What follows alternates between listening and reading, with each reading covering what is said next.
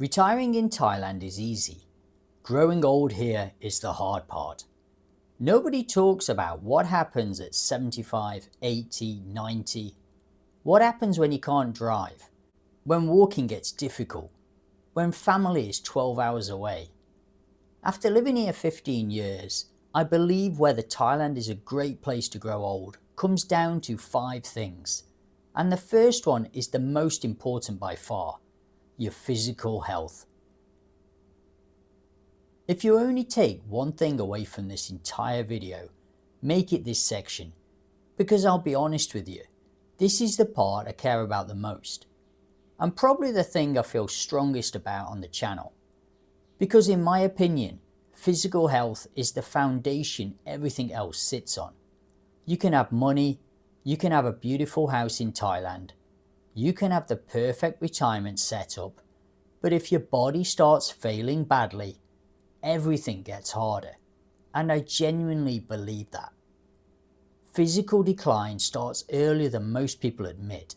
Not at 60, not at 70, more like 40, maybe even late 30s for some people. Now, I'm not saying you wake up at 40 and suddenly feel old. It's subtler than that. You just start noticing things. Recovery from exercise takes a bit longer. That sore knee hangs around longer. That back tweak doesn't disappear overnight anymore. You train hard today, and tomorrow your body reminds you about it. I've seen this in myself, and I've also seen the opposite. I look at my dad now, still active, still moving, and it reinforces something I've believed for years. The people who keep moving, keep moving. The people who stop, decline fast. That's why I think fitness changes completely after 40. Before 40, for many people, fitness is optional, nice to have. After 40, it starts becoming essential. After 50, in my opinion, it's a non-negotiable. And I know some people won't like hearing that, but I'd rather be honest.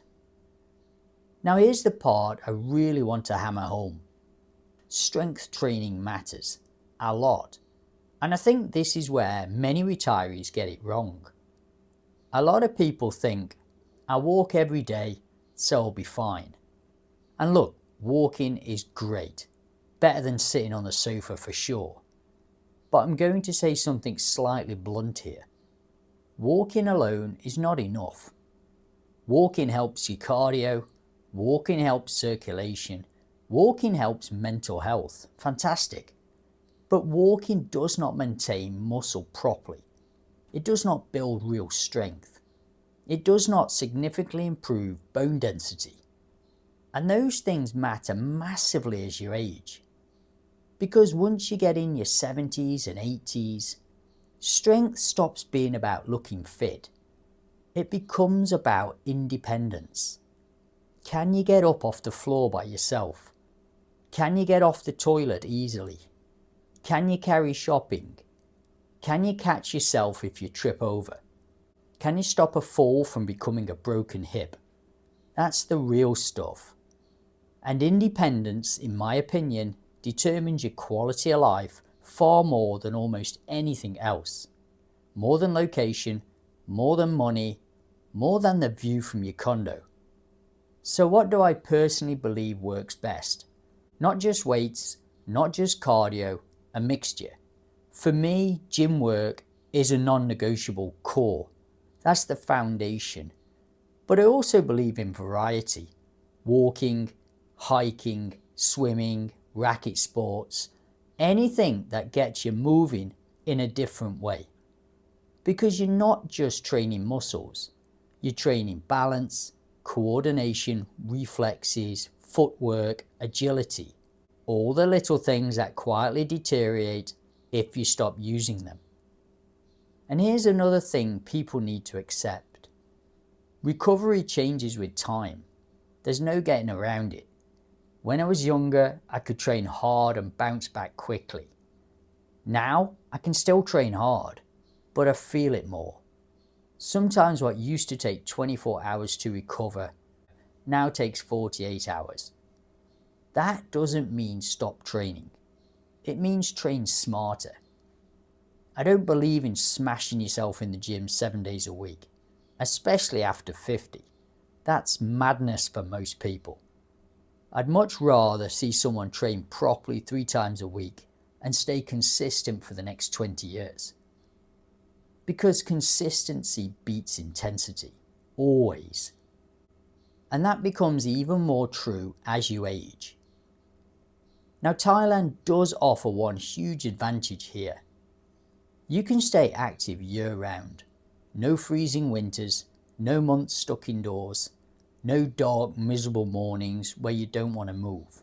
That's a huge advantage. But there's a catch.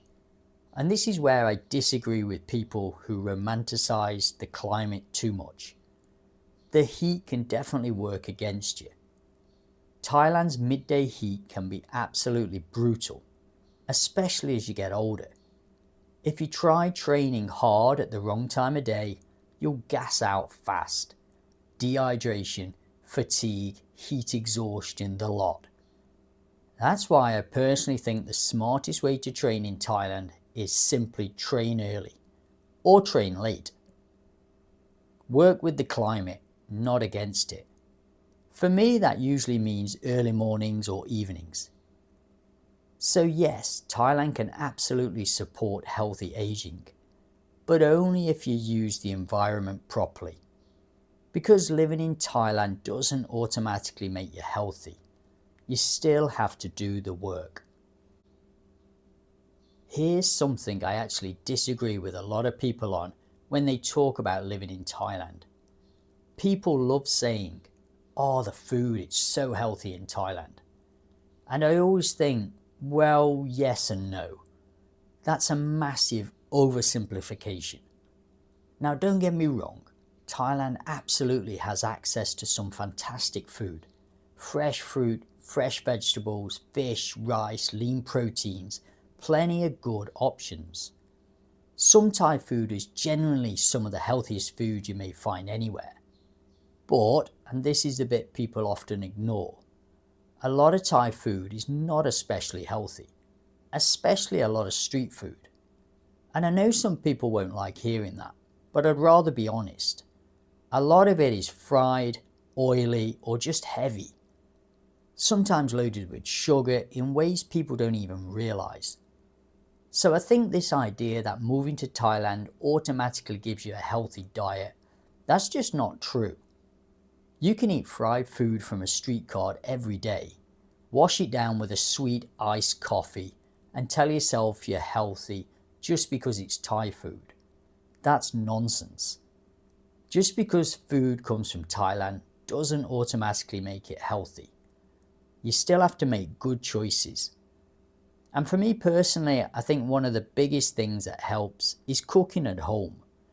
Because when you cook yourself, you control everything. You control the oil, the sugar, the portions, the ingredients.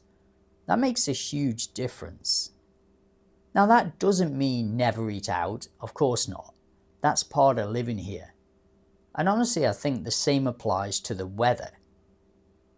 Now this is another area where people romanticize Thailand a bit too much. People say no winter, amazing weather all year. And yes, no winter is a real advantage, especially for older people. I know plenty of people whose joints feel much better here compared with colder countries. Less stiffness, less aching, more willingness to move. That's real. But here's the other side, the humidity. Because when you're younger, you can often just power through heat. At 30, no problem. At 50, manageable. At 75 or 80, that's a very different story. Heat and humidity can absolutely drain you. And let's be honest, Thailand can be brutally humid. And as you get older, that affects you more. Your body doesn't regulate heat as efficiently. You fatigue quicker, you dehydrate faster, you just get wiped out more easily. That's not me criticizing Thailand, that's just the reality. And I think aging well here means learning to work with the climate, not against it. That means exercising early, exercise later in the day, rest during peak heat, stay hydrated, and don't be stubborn about that. Because stubbornness and heat are a bad combination. So if I had to summarize this whole section, I'd say this. Thailand gives you the opportunity for a very healthy lifestyle. The food options are there. The climate advantages are there. The outside lifestyle is there. But none of it guarantees anything. Thailand creates opportunities, but your habits determine the outcome. I'm going to say something now that might sound a bit dramatic, but I genuinely believe it. People age faster without purpose. And in the long run, this may be just as important as everything we've talked about physically. Maybe even more important, because you can be reasonably healthy, but if your life has no structure, no direction, no purpose, that can slowly wear you down. And I've seen it. I've watched guys move to Thailand full of excitement, full of energy, full of plans, and then 2 or 3 years later, they look like they've aged 10 years. Not because they've got sick, because they drifted, and drift is dangerous. This is the thing many people underestimate about retirement. When you're working, structure is built in for you. You wake up, you got somewhere to be, people expect things from you. There's rhythm, there's routine. Even if you hate your job, it still gives your life structure. Then retirement comes, and suddenly all of that disappears. No alarm, no meetings, no deadlines, no external pressure. And at first that feels amazing, freedom, brilliant. But after a while, freedom without the structure can become a problem. Because days start blending together. Monday feels like Wednesday, Wednesday feels like Saturday. Before you know it, weeks disappear, then months. Because human beings need something to move towards. We need goals. And I want to be clear here. When I say purpose, I'm not talking about massive ambitions. I'm not saying you need to start a business at 70. Purpose can be incredibly simple. A morning walk, coffee with your wife, going to the market, meeting a friend, helping someone, swimming, reading, learning Thai, anything. The size of the goal doesn't matter. That's the key. What matters is that something exists. Something that gets you out of bed. Something that gives shape to your day. Something pulling you forward. Because without that, it's very easy to slide into passive living. Wake up late, coffee, scroll, sit around, maybe a few beers, watch TV, sleep and repeat. And maybe that sounds like a relaxing week, but year after year? I personally think that's a dangerous way to live. Start the day with intention. Don't just drift into it. Now here's something interesting about Thailand. Thailand actually makes this harder in some ways, which sounds strange, because people move here for the lifestyle, the relaxed pace, the freedom, the lack of stress. And all of that is wonderful, but there's a downside here. Because in Thailand, no one builds structure for you. Nobody. There's no commute forcing you out of bed.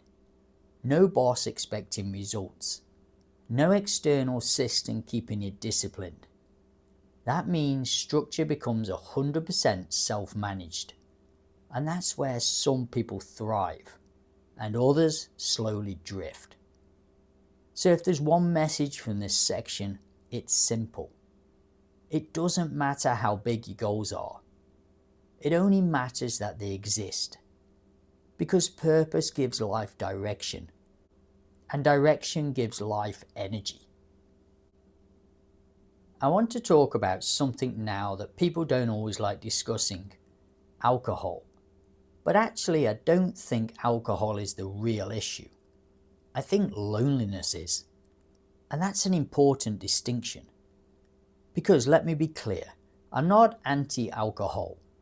If you meet a friend once a week, sit down, have a couple of beers, have a laugh, chat for an hour or two, I think that can actually be a very positive thing. Because the real benefit there isn't the beer. It's the connection. It's the conversation. It's social interaction. That matters a lot as you get older. So I'm not worried about moderate social drinking. That's not the problem. The thing that concerns me is when drinking becomes a substitute for connection, instead of being part of the connection. And there's a big difference. Because Thailand absolutely has a strong expat bar culture. We all know that. And I've seen it plenty over the years in Thailand. Guys sitting in bars every day, same stool, same drink, same routine. And I think some people need to ask themselves an honest question. Am I here because I enjoy the social connection? Or am I here because I don't know what else to do? That's a very different question. Because often the issue isn't really the beer. It's what the beer is masking. Boredom, isolation, loneliness, lack of purpose. That's what worries me. And then there's the physical side. And I'll be honest here, drinking gets harder with age, much harder. When you're 25 or 30, you can get away with all sorts. But at 50, it's a different story. I'm 50 now, and if I have 4 or 5 beers, which is rare these days, I absolutely feel it the next day. I regret it. Sleep is worse, recovery is worse, energy is worse. Sometimes even 2 or 3 drinks affects me. And this is something I think people underestimate. Alcohol doesn't just affect the night, it affects sleep. And sleep becomes massively important as you age. Poor sleep affects everything. Mood, recovery, energy, mental sharpness, training, even decision making.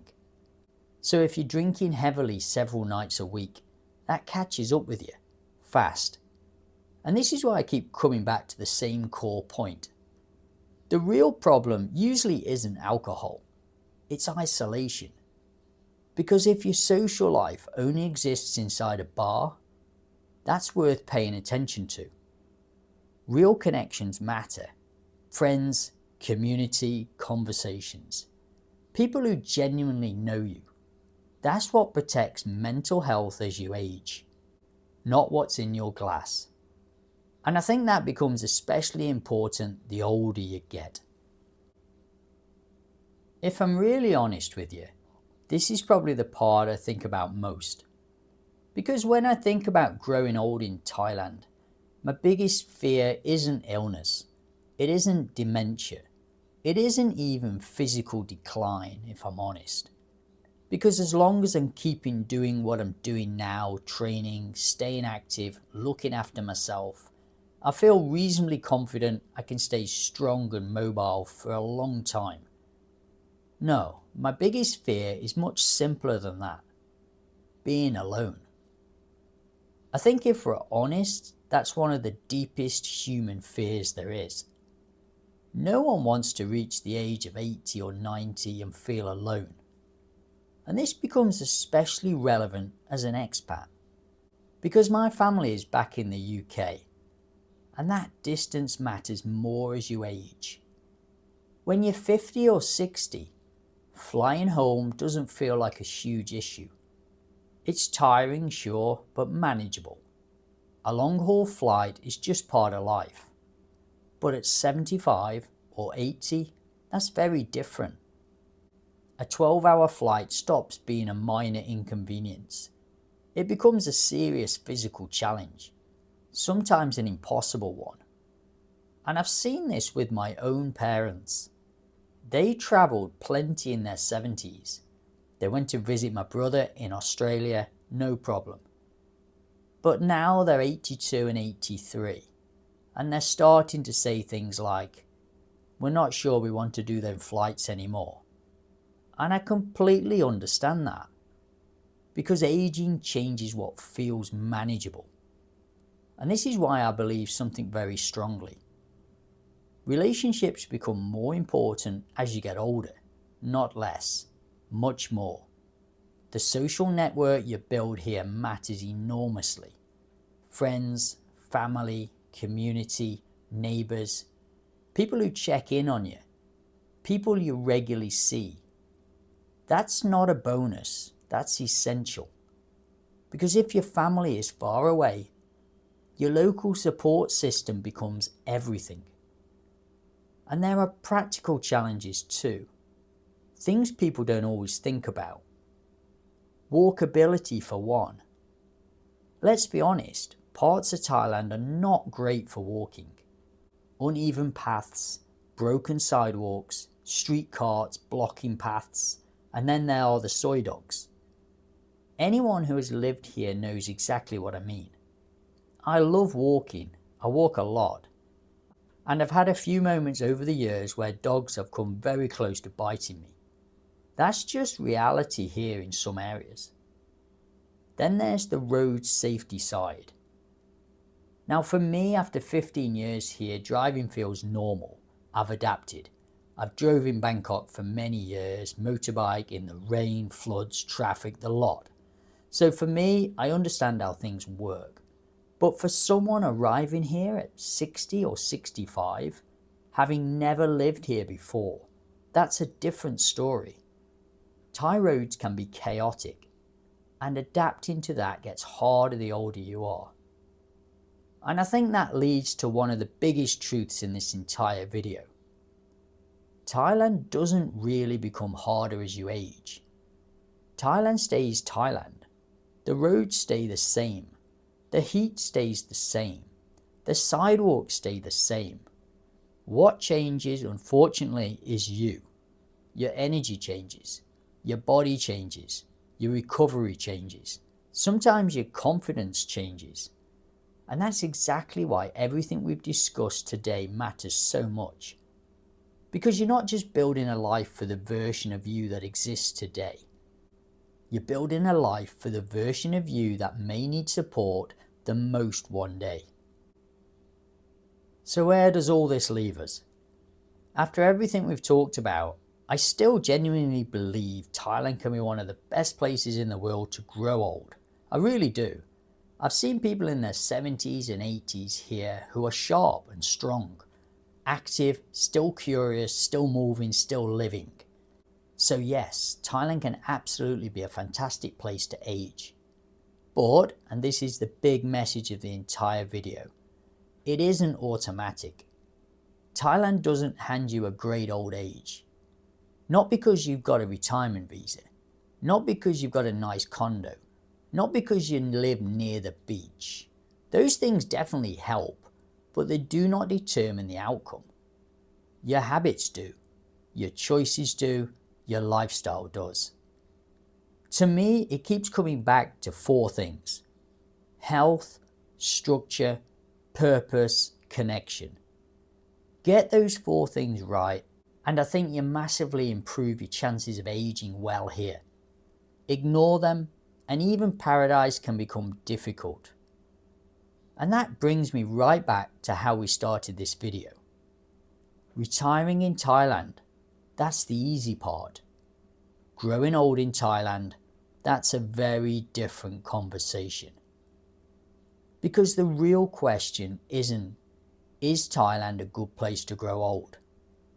The better question is, am I building a lifestyle today that will support the person I'll become tomorrow? Because that future version of you is coming, whether you're ready or not.